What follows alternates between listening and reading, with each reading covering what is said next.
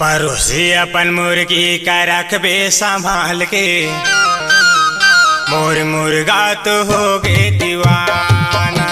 परोसी अपन मुर्गी का रखबे संभाल के, मोर मुर्गा तो हो गे दीवाना।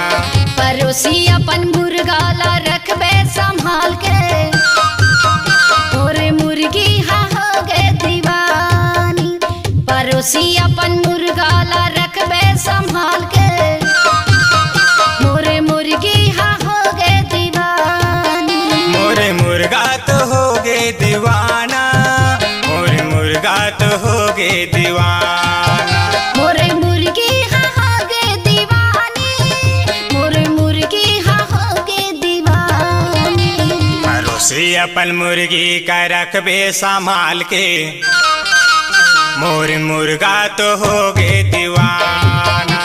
परोसी अपन मुर्गी का रखबे संभाल के, मोर मुर्गा तो हो गे दीवाना।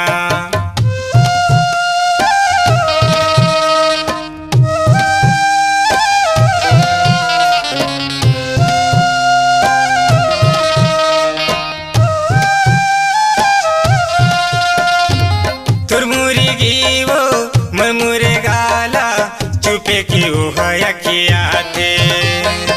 संझा बिहनिया तुर मुर्गी वो घर माँ वो जाते।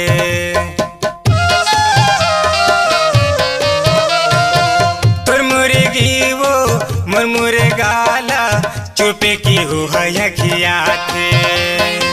संझा बिहनिया तुर मुर्गी वो मोर घरे माँ वो हजाते। परोसी अपन मुर्गी का रखबे संभाल के, मोर मुर्गा तो हो गे दीवाना। परोसी अपन मुर्गा ला रखबे संभाल के, मोर मुर्गी हा हो गे दीवानी। परोसी अपन मुर्गी का रखबे संभाल के, मोर मुर्गा तो हो गे दीवाना।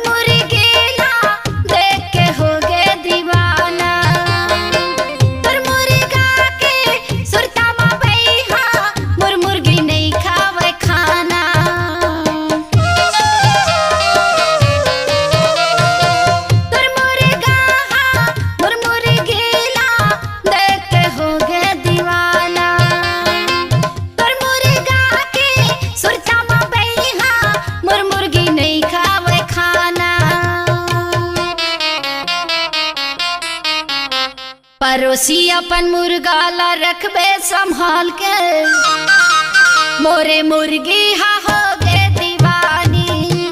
परोसी अपन मुर्गा ला रखबे संभाल के, मोरे मुर्गी हा हो गे दीवानी।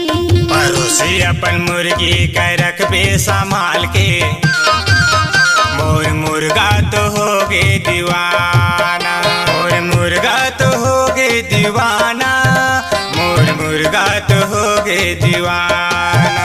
मोरे मुर्गी हा हो गे दीवानी, मोर मुर्गी हा हो गे दीवानी। परोसी अपन मुर्गी का रखबे संभाल के, मोर मुर्गा तो हो गे दीवाना। परोसी अपन मुर्गा ला रखबे संभाल के, मोर मुर्गी हा हो गे दीवानी। परोसी अपन मुर्गी का रखबे संभाल के, मोर मुर्गा तो हो गे दीवाना। परोसी अपन